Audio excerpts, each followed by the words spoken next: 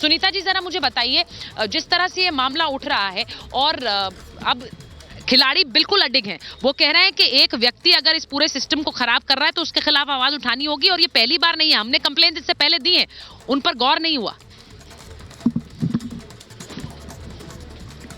बिल्कुल, जब इन्होंने पहले बताया था उसी समय अगर एक्शन हो गया होता तो ये बात ही नहीं होती। और अब देखो एफआईआर के लिए बात आ रही है, जबकि सेक्सुअल हैरेसमेंट एलिगेशन जब लगते हैं जो क्रिमिनल ऑफेंस है, तो क्रिमिनल एक्शन के तहत जो सेक्सुअल हैरेसमेंट कमिटीज़ होती हैं जो बहुत ज़रूरी हैं, स्पोर्ट्स मिनिस्ट्री में भी होनी चाहिए, इंडियन ओलंपिक एसोसिएशन में भी होनी चाहिए और फेडरेशन में भी होनी चाहिए। और अगर सेक्सुअल हैरेसमेंट कमेटी इन्होंने नहीं बनाई है तो पहली बात तो इन्होंने रूल का उल्लंघन किया है क्योंकि वो तो होनी चाहिए थी। एफआईआर तो मंत्रालय चाहे तो वो करा सकता है। इंडियन ओलंपिक एसोसिएशन की लेडी प्रेसिडेंट हैं, आईओए की चीफ लेडी हैं, वो करा सकती हैं। अगर आप अपने बच्चों को पैसे का पार्ट नहीं सिखाएंगे तो पैसा कमाने के बाद में हो सकता है वो आपको ही बेच दें। सावधान, फ्रीडम ऐप को डाउनलोड करें, बच्चों को पैसे का पार्ट कैसे पढ़ाना है सीखिए।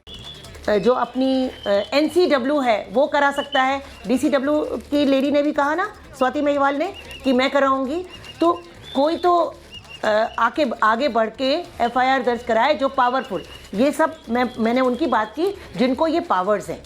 अब अगर इनको ये नहीं कर रहे हैं, सो रहे हैं, तो विनेश फोगाट कह रही है क्योंकि जो खिलाड़ी त्रस्त हैं, डिस्ट्रेस में हैं और जिनके पास में सबूत हैं, फिर वो कराएंगे, फिर बात आगे बढ़ेगी। तो जो बात आगे ना बढ़े उसके लिए सबसे पहले तो स्पोर्ट्स मिनिस्ट्री को सो मोटो एक्शन लेकर इस फेडरेशन को भंग करना चाहिए और वहाँ पर या तो किसी जज को बिठाएं, किसी कमेटी को बिठाएं, किसी अधिकारी को बिठाएं स्पोर्ट्स मिनिस्ट्री के, और वो तब तक कार्रवाई करे फेडरेशन की। नहीं तो ये मुद्दा बढ़ता जाएगा। ये हमारे स्पोर्ट्स स्टार्स हैं, ज्वेल्स हैं हमारी देश के, और सब ट्रेनिंग छोड़ के बैठे। मैं एक चीज कहना चाहती हूँ, जो लोग छोटे शहरों से आते हैं यहाँ पर, और जो लोग छोटे शहरों से, और हमने देखा है कि हरियाणा, अगर कुश्ती में किसी ज्यादातर हमने पहलवान देखे तो हरियाणा से आते हैं, छोटे छोटे शहरों से, गांव से आते हैं। अब अगर फेडरेशन में इस तरह के शोषण की खबरें आएंगी, हमने तो कितनी बार ये किस्से कहानियां फिल्मों में भी देखे हैं, लेकिन आज जब देश के ओलंपियंस खड़े होकर ये बोलते हैं कि भाई ये शोषण हो रहा है, उस पर गौर करने की जरूरत है, तो वो बहुत बहुत जरूरी सवाल हो जाते हैं जिन पर गौर करना पड़ेगा। मैं एक बार आदेश जी के पास जा रही हूँ। आदेश जी, ये पहली बार नहीं है कि इस तरह की कंप्लेंट्स आई हो, ये पहली बार नहीं है। वो विनेश ने खुद कहा कि हमने इससे पहले एक बार 2017 में कंप्लेन की थी, तो क्यों इन पर गौर नहीं किया जाता है? क्या ये स्पोर्ट्स बॉडीज के जो अध्यक्ष हैं या फिर जो ऑफिशियल्स हैं इतने बड़े हो जाते हैं?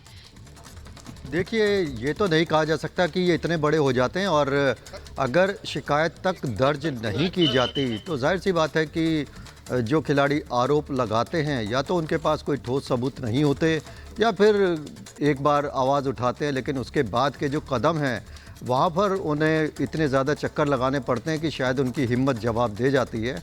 और मुझे लगता है कि इस मामले में जिस तरह से ओलंपियंस बैठे हैं धरने पर, तो ये काफ़ी बड़ा पेचीदा मामला है। और ये सोचकर मुझे थोड़ी सी हैरानी होती है कि कल जब ये धरने पर बैठे तो दोपहर के बाद ही सब मीडिया को या लोगों को पता चला कि आखिरकार पहलवान क्यों धरने पर बैठे हैं, और इनके साथ जो इनके राष्ट्रीय कोच थे वो भी नहीं थे। तो बहुत सारे सवाल उठ सकते हैं, लेकिन ये भी मानना पड़ेगा कि ये बहुत हिम्मत का काम इन्होंने दिखाया है। और कानून व्यवस्था के बारे में आप सभी जानते हैं कि वो बहुत सी पेचीदगियां हैं और खिलाड़ी शायद उनसे दो चार होना नहीं जानते। तो अच्छा ये भी होता कि ये किसी अच्छे वकीलों से पहले सलाह लेते और फिर ठोस रूप से आते।